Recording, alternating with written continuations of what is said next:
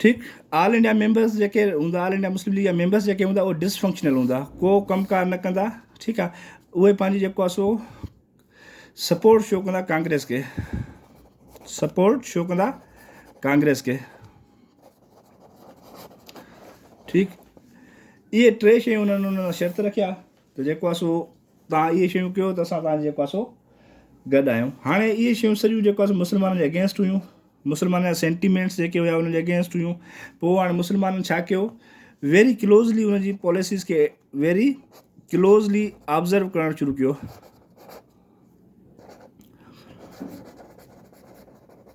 Observe करणु शुरू कयो कांग्रेस जूं एंटी मुस्लिम पॉलिसीज़ जेके हुयूं उन्हनि खे, कांग्रेस जूं एंटी मुस्लिम पॉलिसीज़ खे।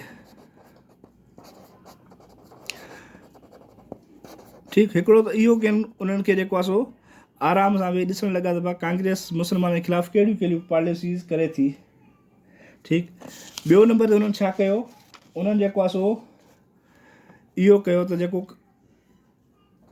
कांग्रेस जूं जेके पॉलिसीज़ हुयूं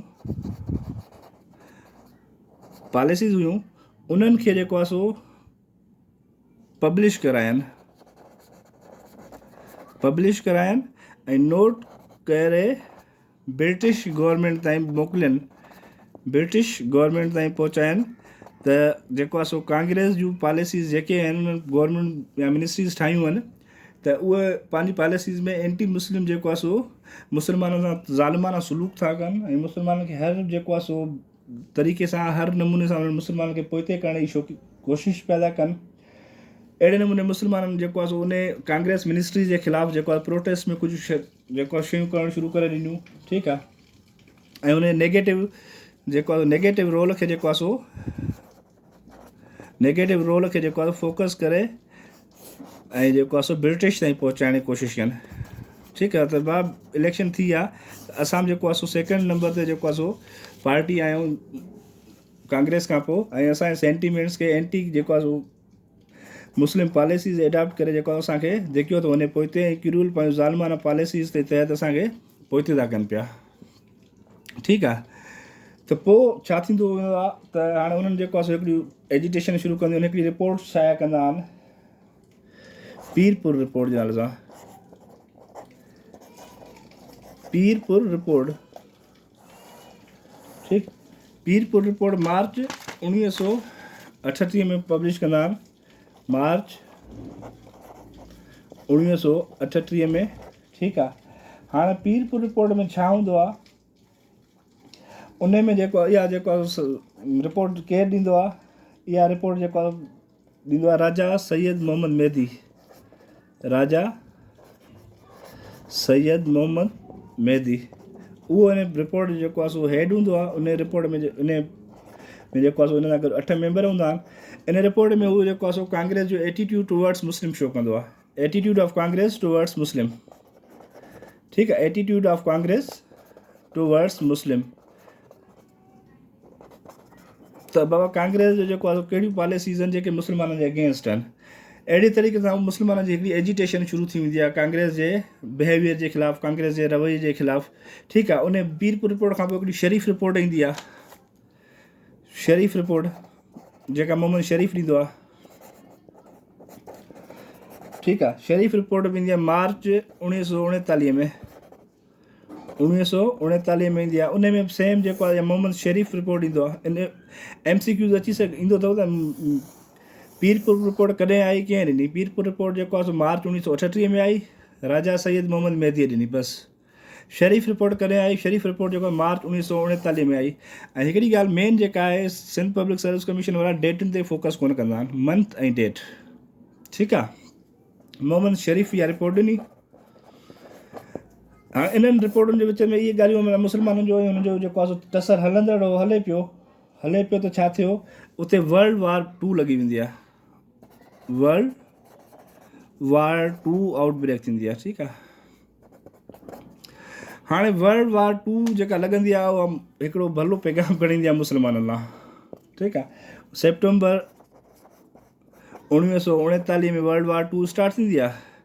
हाणे छा थींदो आहे, जेको आहे ब्रिटिशर्स मुस्लमाननि खे हिनखे कांग्रेस खे चवंदा तव्हां जेको आहे सो असांजी वर्ल्ड वार 2 में सपोर्ट कयो। कांग्रेस उन्हनि खे चवंदी आहे कुझु पॉलिसी डिमांड्स रखंदी आहे त उहे डिमांड्स असांजी पूरी कयो, उन खां पोइ असां तव्हांजी जेको आहे सपोर्ट कंदासीं। त ब्रिटिशर्स हिननि खे चवंदा आहिनि त असांजी फ़िलहाल वार पई थी हले, जंग पई थी हले, उन में जेको आहे असांखे थोरो तव्हांजी सपोर्ट जी ज़रूरत आहे। जंग ख़तमु थिए उन खां पोइ तव्हांजी जेके डिमांड्स जाइज़ डिमांड्स आहिनि उहे सभु असां फुलफिल कंदासीं। त कांग्रेस उन्हनि जी जेको आहे उन्हनि ॻाल्हियुनि में न ईंदी आहे, जेको आहे पंहिंजी मिनिस्ट्रीज़ तां रिज़ाइन कंदी आहे। सेप्टेंबर में वार लॻंदी आहे, अक्टूबर ऐं नवंबर में जेको आहे गवर्नमेंट तां रिज़ाइन कंदी आहे। नवंबर 1939 में कांग्रेस जेको आहे मिनिस्ट्रीज़ रिज़ाइन कंदी आहे। Congress resign from ministries. ठीकु आहे। हाणे जॾहिं कांग्रेस रिज़ाइन कंदी आहे त मुस्लमान सुख जो साहु खणंदा आहिनि। ठीकु, मुस्लमान सुख जो साहु खणंदा आहिनि, रिलैक्स थी वेंदा आहिनि। त हाणे कांग्रेस जे असांजे रूल मां जान छुटी त क़ाइदे आज़म छा कंदो आहे, क़ाइदे आज़म मुस्लमाननि खे चवंदो आहे त बाबा तव्हां हिकिड़ो ॾींहुं सेलिब्रेट कयो जंहिंजो नालो ॾिनो अथनि day of deliverance. Day of deliverance.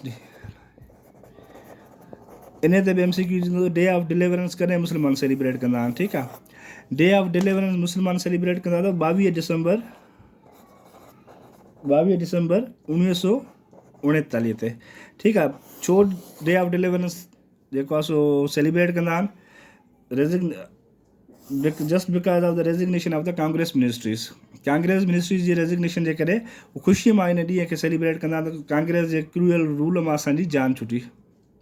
ठीकु। हाणे हिननि मां सिंपल जेको आहे सो तव्हांजे हिकिड़ो MCQ पीरपुर रिपोर्ट अची सघे थो। पीरपुर रिपोर्ट कॾहिं ॾिनी, राजा सैयद मोहम्मद मेहदी ॾिनी, कॾहिं ॾिनी, मार्च 1939। सिंपल मंथ, डेट यादि करण जी ज़रूरत कोन्हे, डेट न ईंदी आहे। शरीफ़ रिपोर्ट कॾहिं ॾिनी, मार्च 1939। कंहिं ॾिनी, मोहम्मद शरीफ़ ॾिनी।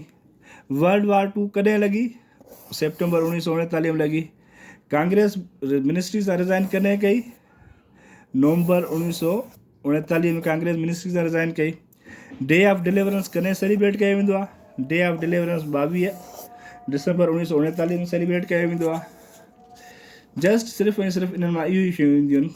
ॿियो तव्हांखे को डेट मां तव्हांखे चवंदो, डेट जेको आहे सो तव्हां अचे त डेट यादि न थिए, डेट जी ज़रूरत न हूंदी आहे। सिर्फ़ु तव्हां टेस्ट ॾिसंदो न, मंथ ऐं साल पुछियलु हूंदो आहे। डेट ते SPSC वारा घणो फोकस कोन कंदा आहिनि। ठीकु। चलो इंशाल्लाह नेक्स्ट क्लास में प्री पार्टीशन वारो पोर्शन ख़तमु करे वठंदा आहिनि हिकिड़े लेक्चर में। हाणे त पोइ हाणे पोस्ट पार्टीशन ऐं ॿियो इंडस वैली सिविलाइज़ेशन ऐं मुगल हिस्ट्री रहे थी, ऐं प्लस में ये डायनेस्टीज़ रहनि थियूं, उन्हनि जो थोरो ओवरव्यू तव्हांखे ॾींदो। छो जो उन्हनि मां बि हिकिड़ो अधु सुवालु ईंदो आहे।